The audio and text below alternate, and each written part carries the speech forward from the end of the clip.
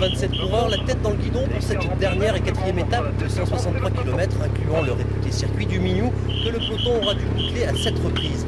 L'échappée se dessine à la deuxième heure de course. Il lui aura fallu écraser les pédales dans l'ascension de la côte très raide de Rostronin. Johan Paillot franchit la ligne d'arrivée avec 8 secondes d'avance sur le second. Finalement aujourd'hui j'avais des jambes à peu près correctes et j'ai réussi à prendre l'échappée. Et du coup au pied de la bosse, je me suis senti poussé par le public et du coup j'ai accéléré. Et puis comme le peloton revenait derrière, je savais qu'il ne fallait pas se regarder dans le dernier kilomètre.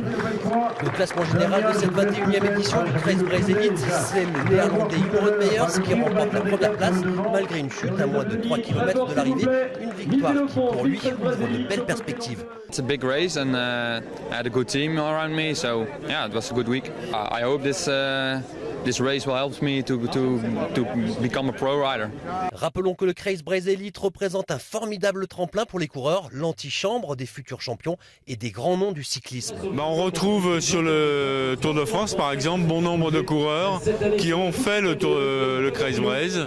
Je ne vais pas citer tous les noms parce que j'ai peur d'en oublier, mais ils font pour la plupart le Tour de France par la suite, disons les meilleurs. Les coureurs bretons ne déméritent pas. Jérémy Bescon termine 3e du général, Frédéric Guillemot est 5e de cette dernière étape et Valentin Madouas a marqué la journée d'hier en remportant la 2e étape. La promesse d'un futur podium prestigieux, espérons-le, aux couleurs de la Bretagne.